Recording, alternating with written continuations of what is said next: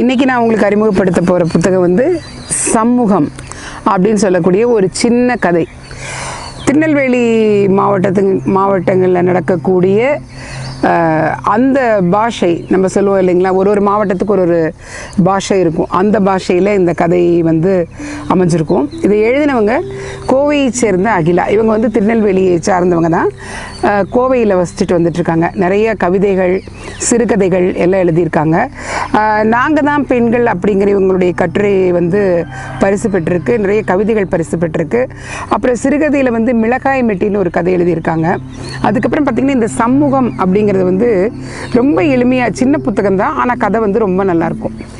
இப்போது நம்மளுடைய லைஃப்பில் பார்த்திங்கன்னா சில வீடுகளில் சில குழந்தைங்க வந்து ரொம்ப பிடிவாத குணமாக, யார் சொன்னாலும் கேட்காம ஒரு முரட்டு பிடிவாதம் பிடிச்சிக்கிட்டு, அவங்களுக்கு வயசு ஒரு 10 வயசு ஆகியிருந்தால் கூட ஏதோ ஒரு 4-5 வயதுக்குட்பட்ட குழந்தைங்களுடைய அந்த குறும்புத்தனங்களோடு தான் சில குழந்தைங்கள்லாம் இருப்பாங்க.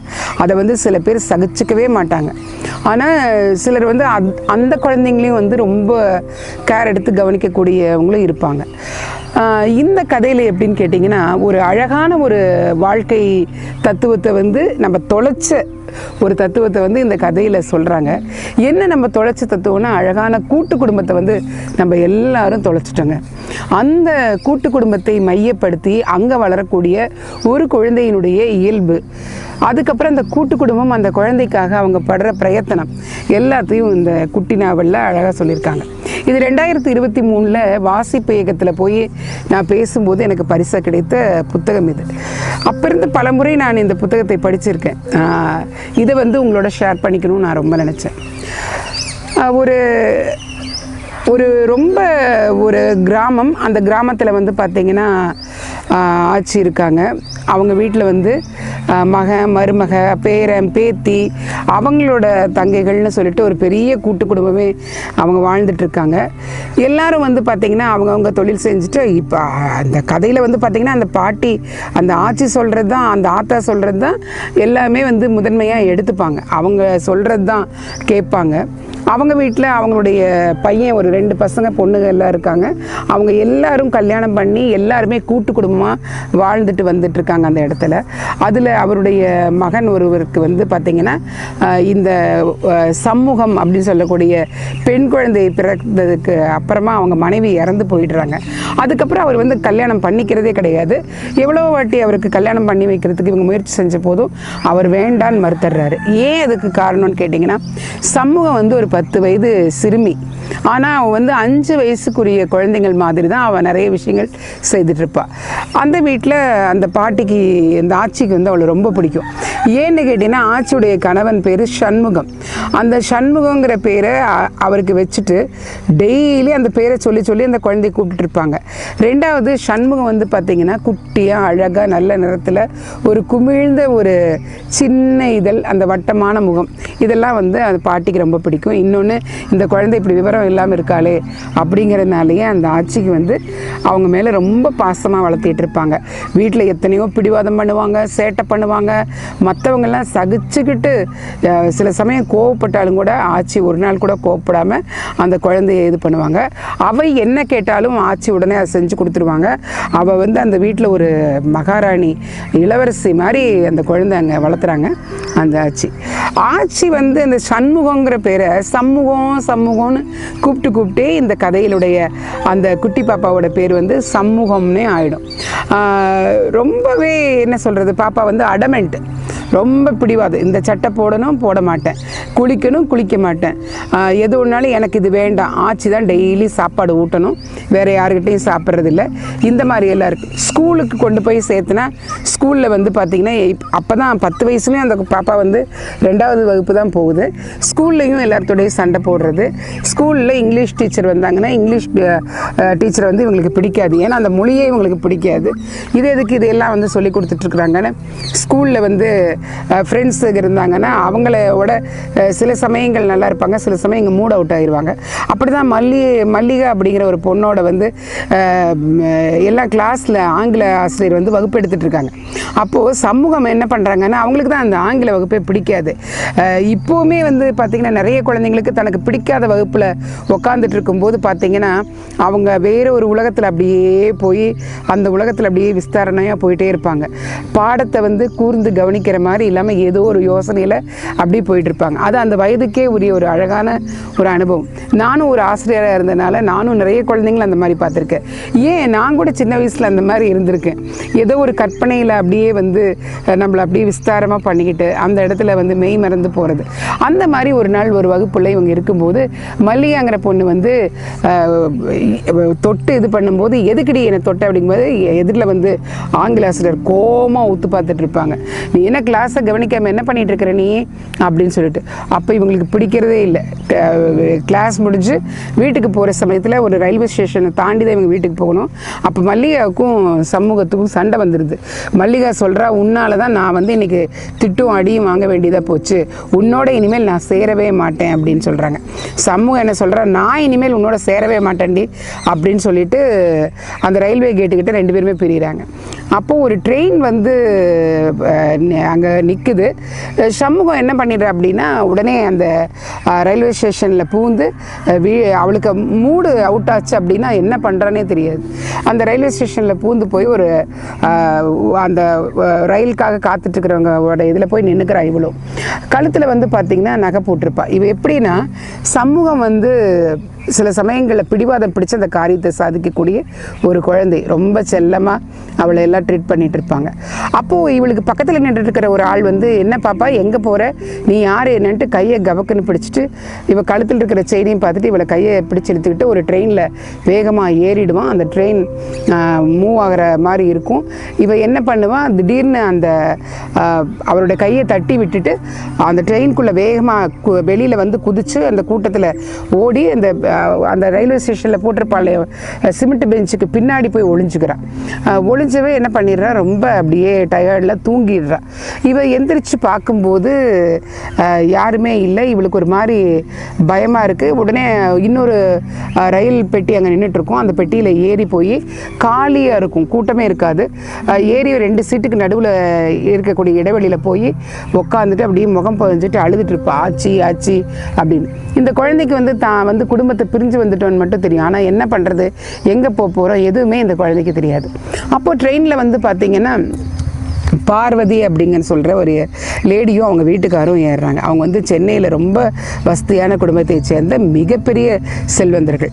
ஏறின அந்த அம்மா எப்படின்னா அவங்களுக்கு எப்போ பார்த்தாலும் கடைக்கு போகிறது, ஷாப்பிங் போகிறது, அது இதுன்னு ரொம்ப வசதியாகவே பழக்கப்பட்டதுனால தசு புசுன்ட்டு அவங்க ஏறிட்டு, அடடா இந்த ட்ரெயினில் வந்து காற்றும் இல்லை ஒன்றும் இல்லை, ஒரு ஏசி இல்லை அப்படிங்கிறாங்க. அப்போ அவங்க வீட்டுக்காரர் நினைக்கிறாரு, ஆமாம் சொந்தக்காரங்களே 2 நாள் கூட இவ அட்ஜஸ்ட் பண்ணல, இவளுக்கு என்ன இப்படி அப்படின்னு சொல்லி அவர் பேசிகிட்டு இருப்பார்.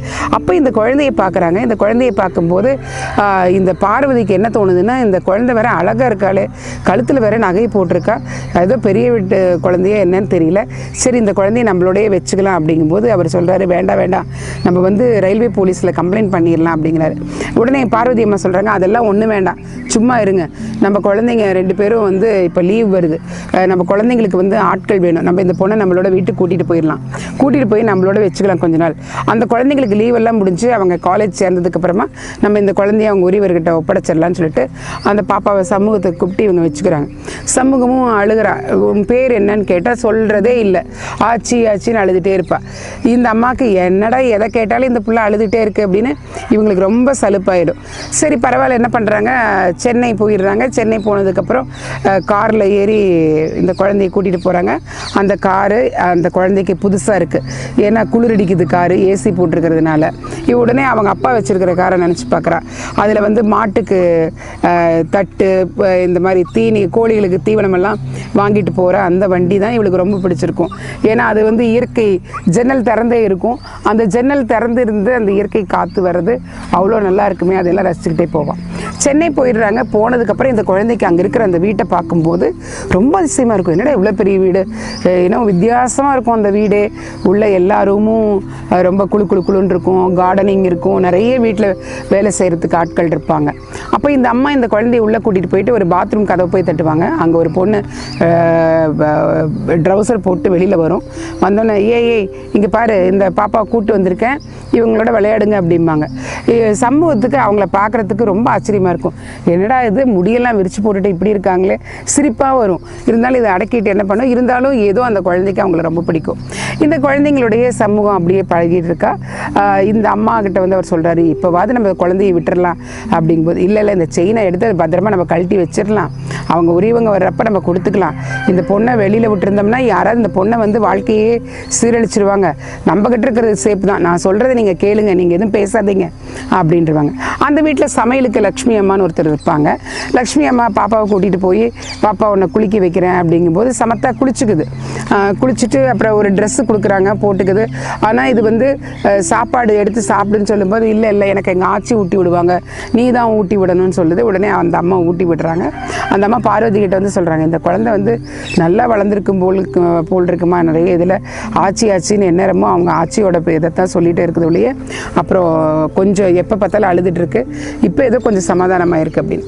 இந்த 2 பெண் குழந்தைங்களும் சமூகத்துக்கிட்ட வந்து ரொம்ப ஃப்ரீடமாக பழகுறாங்க. வெளியில் கூட்டிகிட்டு போகிறாங்க, ஒரு நாள் ஷாப்பிங் கூட்டிகிட்டு போகிறாங்க. இவங்களுக்கு ட்ரெஸ் எடுத்துக்கிற மாதிரி அவங்க இங்கிலீஷில் நிறைய பேசுகிறாங்க. அதையெல்லாம் சமூகம் ஆச்சரியமாக பார்த்துட்டே இருக்கிற அப்படி. அப்போது வெளியில் ஒரு கடைக்கு போகிறாங்க. கடைக்கு போகும்போது அங்கே சமூகத்துக்கும் இவங்க ட்ரெஸ் வாங்கி தராங்க. அப்போ அந்த பெரிய குழந்தையோட சமூகம் ரொம்ப ஒட்டிக்கிறா. அப்போ அவள் சொல்கிறா, ஏய் நீ வந்து தனியாக இருந்து பழகு, ஸ்டாண்ட் அலோன், நீ எதுக்கு என் பக்கத்தில் வந்து ஒட்டிக்கிற அப்படின்னு சொல்லும்போது இவளுக்கு சிரிப்பாக வருது, வெக்கமாக வருது. எப்போவுமே யாராவது எதை சொன்னால் அதுக்கு ரொம்ப அடமெண்ட் பிடிக்கிற குழந்தை சமூகம். ஆனால் அதெல்லாம் அவங்க செய்கிறதே இல்லை. அப்புறம் அவங்களுடைய அந்த நடவடிக்கையை, இந்த குழந்தைங்களுடைய அவங்க 2 பேருமே பெரிய வகுப்பு படிக்கிற பொண்ணுங்க. இவளுக்கு ரொம்ப பிடிச்சிருது அவங்க பேசுறது, அவங்க பழகிறது. அவங்க ஒரு கடையில் போய் சாப்பிட்றாங்க. இவளுக்கும் பிளேட்ஸ் கொடுத்து தனியாக உட்காந்து சாப்பிடுங்கிறாங்க. அந்த நாற்காலி, அங்கே போடப்பட்டிருக்கிற அந்த மேசை, அந்த அலங்கார பொருள் எல்லாம் பார்த்துட்டு இவளுக்கு ரொம்ப ஆச்சரியமாக இருக்குது, இப்படியெல்லாம் ஒரு உலகம் இருக்கா அப்படின்ட்டு. அப்புறம் அவங்க சாப்பிட்ற முறையெல்லாம் கவனிக்கிறா. அவங்க இவங்களுக்கு சொல்லித்தராங்க எப்படியெல்லாம் நீ இருக்கணும் அப்படிங்கிறத சொல்லித்தரும் போதெல்லாம் இதை கவனிச்சுக்கிறா. வெக்கப்பட்டுக்கிறா எதுக்கு எடுத்தாலும். என்னடா எதுக்கு எடுத்தாலும் அழுக தானே செய்வா இவ, எப்போ பார்த்தாலும் நம்ம வந்து வெக்கப்படுறமேன்னு அவளுக்கே தோணுது. இந்த மாதிரியே போயிட்டுருக்குது. அப்போது இங்கே ஊரில் என்ன ஆகுதுன்னு கேட்டிங்கன்னா, இந்த சமூகம் காணாமல் போனதுனால ஆத்தாக்கு வந்து ரொம்ப முடியாமல் ஆயிடுது, படுத்துக்கிறாங்க. எப்போ எல்லாத்துக்கும் சொல்லுங்கப்பா, கோயிலில் போய் நம்ம வேண்டிட்டு வரலாம்ப்பா, நம்மளுடைய குலதெய்வத்துக்கு போய் நேர்ந்துக்கிட்டு வரலாம்ப்பா, இந்த பிள்ளைய கூட்டிகிட்டு போனவங்க நல்லாவே இருக்க மாட்டாங்க, கழுத்தில் நகை போட்டிருந்தாளான்னு பாரு. ஏன்னா ஒரு மான் வச்ச டாலர் வச்சு சங்கிலி, 5 பவுன் சங்கிலி அவள் கழுத்தில் இருந்திருக்கும். அந்த போலீஸில் தகவல் கொடுங்க, ஏன்னா போலீஸில் கேட்டிருந்தாங்க, அந்த தகவல்கள்லாம் கொடுங்கப்பா அப்படின்னு சொல்லி ஆச்சி வந்து ரொம்ப இதாயிருவாங்க. எல்லாரும் ஆச்சி மேலே வந்து இது பண்ணுவாங்க, கவலைப்படாதீங்க கிடச்சிருவாங்க அப்படின்னு சொல்லிட்டு. அங்கேருந்து அவங்க மருமக சாரதாவுக்கு கூட ரொம்ப இதாயிரும். ஏன்னா எவ்வளவோ அடம் பிடிச்சு பண்ணும்போதெல்லாம் சாரதாவுக்கு ரொம்ப விருப்பமாக இருக்கும் சமூகத்து மேலே. ஆனால் இப்போ காணோன்னு அந்த குடும்பமே அல்லோல்கள் பட்டிருக்கும். அங்கே இருக்கிற எல்லா உறவுகளுமே வந்து இந்த பாப்பாக்காக ஐயோ நல்லபடியாக வந்துடணுன்ட்டு குலதெய்வம் கோயிலுக்கெல்லாம் போய் சாமி கும்பிட்டுட்டு வருவாங்க. கடா வெட்டுற ஆடுகளை அங்கே பார்க்கும்போது இந்த ஆத்தாக்கு பேத்தியோட நினைவு வரும். ஐயோ கடா வெட்டக்கூடாதுன்னு சொல்லி அழுவாளே என் பேத்தி அப்படின்னு சொல்லி அதெல்லாம் நினச்சிக்கிறாங்க. சீக்கிரம் கிடச்சிடணும்னு சொல்லிட்டு வந்துடுறாங்க. போலீஸ் ஸ்டேஷனில் போய் தகவல் கொடுக்குறாங்க. இந்த மாதிரி இந்த ஃபோட்டோவெல்லாம் கொடுத்து இந்த குழந்தை கிடச்சிடணும், அதுக்கு என்ன இதுங்கிறத தகவல்கள்லாம் கொடுக்குறாங்க. அப்போது இங்கே சென்னையில் என்ன ஆகுது, லக்ஷ்மி அம்மா இருக்காங்க இல்லைங்களா, அந்த சமையல்காரவங்க பக்கத்தில் ஒரு கடைக்கு போய் மளிகை பொருள் வாங்க போகும்போது இந்த குழந்தையும் கூட்டிகிட்டே போகிறாங்க. கூட்டிகிட்டு போகும்போது அவர் கேட்குறாரு கடைக்காரு, இது யார் புதுசாக இருக்குது அப்படின்னு. இல்லை எங்கள் வீட்டுக்கு வந்து கூட்டிகிட்டு வந்திருக்காங்க இந்த குழந்தைய அப்படின்னு சொல்லும்போது அவர் கேட்குறாரு, என்னம்மா உன் பேர் என்ன அப்படின்னு. சண்முகம் அப்படிங்குது. அப்போ லட்சுமி அம்மா சொல்கிறாங்க, பாருங்கள் நாங்கள் இவ்வளோ நாள் கேட்குறோம், எங்ககிட்ட ஒன்றும் சொல்ல உங்ககிட்ட பேசுது அப்படின்னு. அவர் சொல்கிறாரு, இது என்னோட முகராசு அப்படிங்கிறாரு. சரி எல்லாம் பேசிட்டு போனதுக்கப்புறம் இந்த குழந்தை நல்லா அழகாக இருக்குது அப்படின்னு போயிடுறார். இந்த கடைக்காரருக்கு வேண்டப்பட்டவர் தான் இந்த சமூகத்தோட வீட்டில் இருக்கக்கூடிய ராசு அப்படிங்கிற சொல்கிறவர். அவர் வந்து என்ன பண்ணுறாருன்னா, ஒரு கடை திறப்பு விழா நிகழ்ச்சிக்கு இன்விடேஷன் கொடுக்கணுங்கிறதுக்காக இந்த இதுக்கு வர்றாரு. அப்போ இவர்கிட்ட வந்து அந்த புகைப்படம் கொடுத்துருக்காங்க, பாப்பாவோட புகைப்படத்தை. அதை வச்சுட்டு இவர் கேட்கும்போது, ஐயோ இந்த புகைப்படத்தில் இருக்கிற குழந்தைய நான் பார்த்தேன்னு சொல்லிட்டு பார்வதி அம்மா குடும்பத்துக்கு வந்து தகவல் தெரிவிக்கப்படுது. உடனே இவங்க எல்லாரும் என்ன பண்ணுறாங்கன்னா, எல்லாரும் கிளம்பி அவங்க வீட்டுக்கே போயிடுறாங்க. அப்போ கூட பார்வதிக்கு வந்து அந்த குழந்தைய இவங்களோட அனுப்புறதுக்கு கஷ்டம் இல்லையாமல் இது எங்கள் சொந்தக்கார குழந்தை அப்படி இப்படின்னு மழுப்புவாங்க.